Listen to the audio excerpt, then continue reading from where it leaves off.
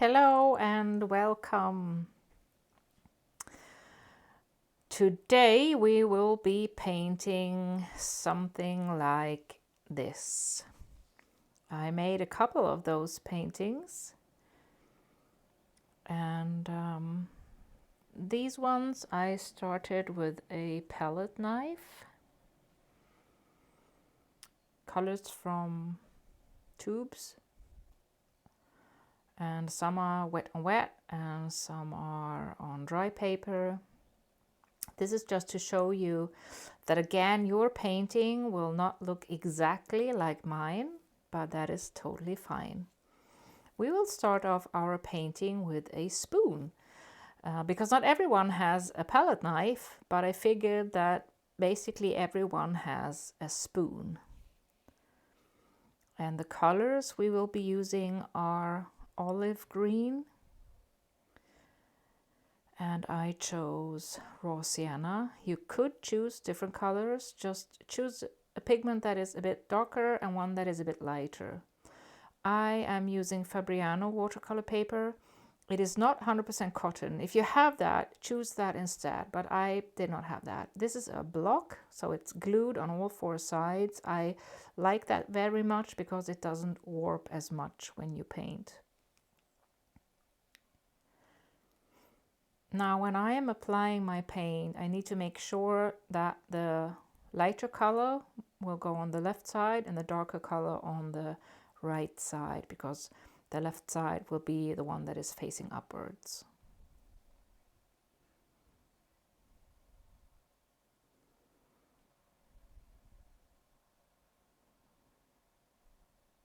Oh yeah, and by the way, I did not put any music in this video because there were several of you who requested that you were distracted by the music. I know there is a way that you can make it optional. I have not yet figured out how to do that, so this video will be without music. Don't apply too much paint.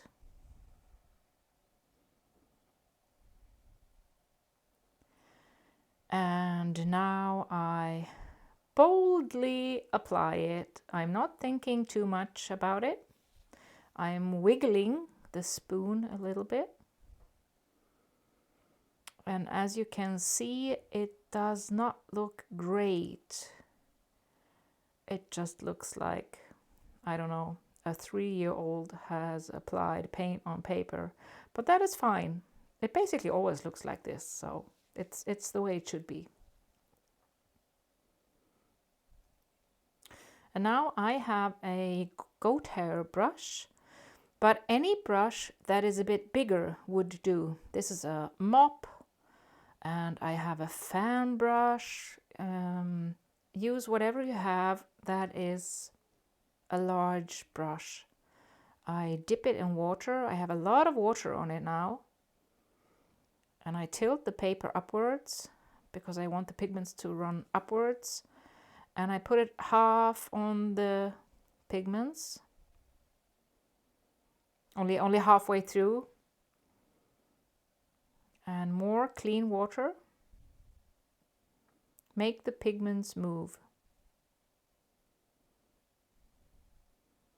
A bit more extra water here since the paint has dried a lot, and you see how it moves here. I love this part because I do not really know what is going to happen.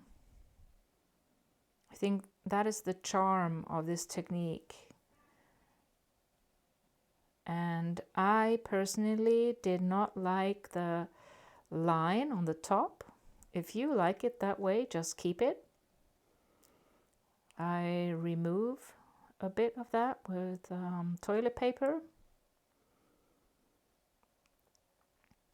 And I even wet it a bit more to get rid of, I swapped brush here.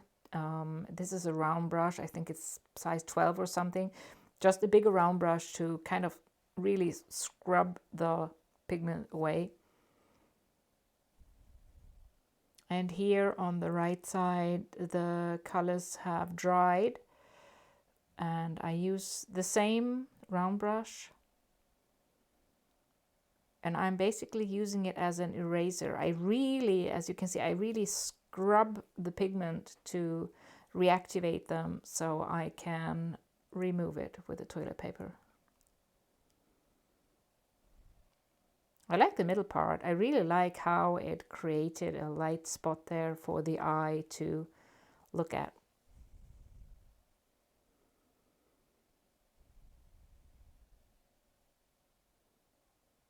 And now I will be working on the lower part. And I do the same thing. Wet my brush.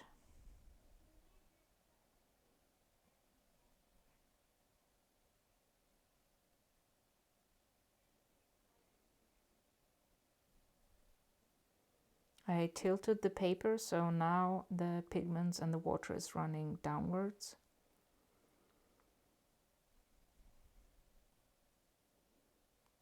The water is puddling on the lower side, so I remove a bit of that.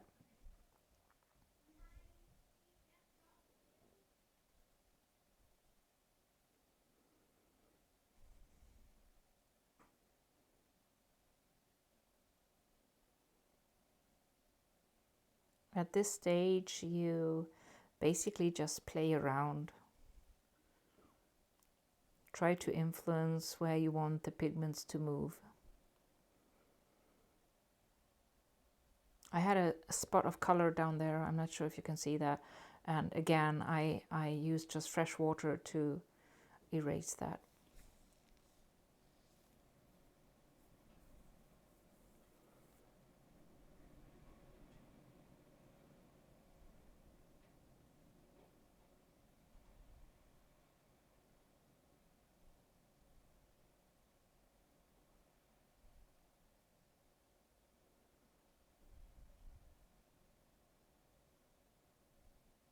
And I had another little color spot there.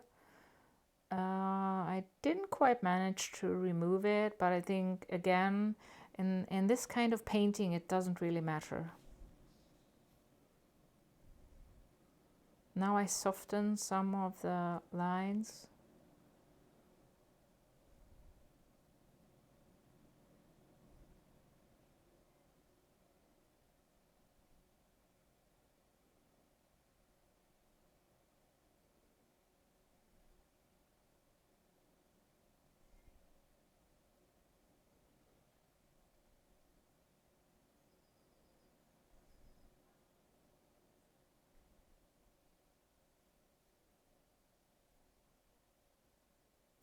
And I still felt that the foreground was a bit too light, so I reactivated the dark pigment to make it move and to make it flow a bit downwards.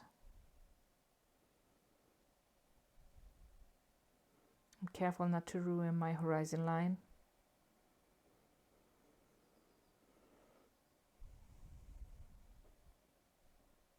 And I think I am somewhat happy with this, so I will let it dry. Now it has dried. I like that part of my painting, so I really want to keep that. And now I have to decide where I want to put my tree. Think of the thirds. Either I put it on the left side or on the right side, but I think in this painting I will put it on the left side. I have some more olive green on my palette, and the brush I am using is a size 0 liner, and just make a line.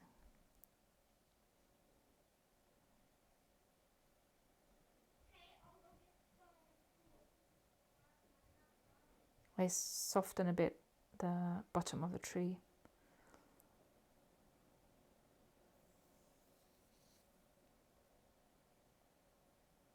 And now I switch to a 3-0 liner, no name brand. As you can see, it's kind of broken. I don't even know where I got them from. If you have a nice liner, that's great, but you don't really need that.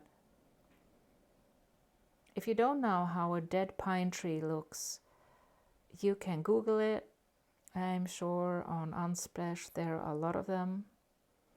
Here on Åland Islands there are plenty of dead pine trees.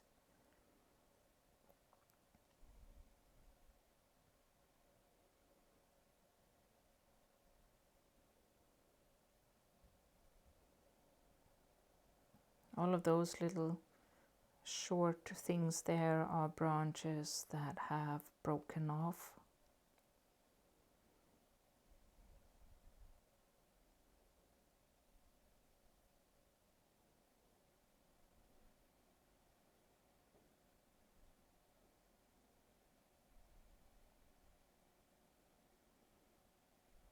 And since I still have paint on my brush, I will put some birds in the background.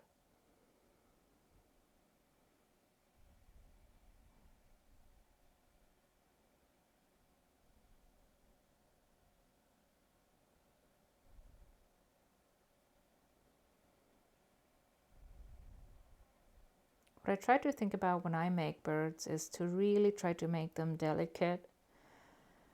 If you add birds to your painting, don't paint them like this. Do not make these huge wave-like birds. And don't make them like fat V-shaped things either. Really try to use a small brush and make them as delicate as you can. Of course, birds, they don't always look like this either. They don't always look like V shapes. If one would observe a flock of birds in the sky, they would have all possible shapes like this, small little blotches and dots. I think it's fine if you make the V shapes, just make them really, really delicate, and think about making some smaller and some a bit bigger.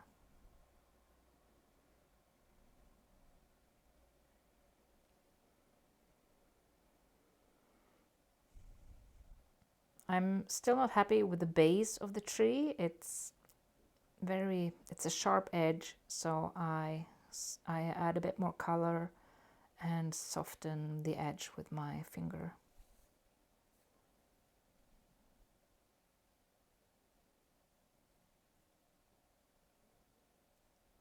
And now I add a few straws of grass in the foreground, just to give a bit of perspective.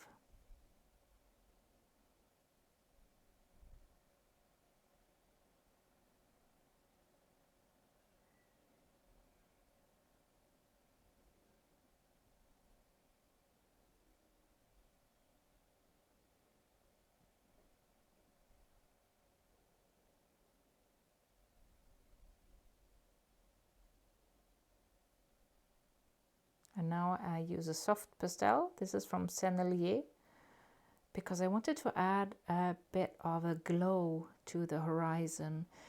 Maybe this is a sunset or a late afternoon.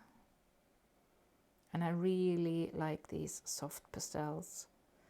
And just a bit more marks in the middle ground.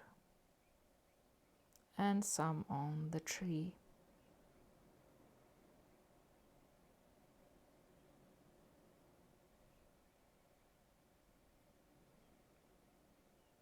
And then I use a purple color for some flowers or something. I forgot to, I'm sorry, I forgot to check what ljung, it is ljung in Swedish. If you know what it is in English, please let me know. I can't say that I know the name in English right now, but it's a very lovely flower. And yeah, let's pretend they grow there. And I also very much like red, and maybe these are some red flowers or mushrooms, or yellow and purple are complementary colors, and so are green and red. so I think it kind of fits nicely. And yeah, I think I am done here. You could add sparkles, you could add golden sparkles like I did in some of the other paintings. Again, your painting will very likely not look exactly like mine, which is totally fine. If you want to show me your painting, I am on Instagram with the same name, Levitating Trees. You can send me your painting there. I would be really happy to see what you have done. And if you have questions, ask me in the comments. And thank you for watching, and I hope you had a good time. See you again next time. Bye for now.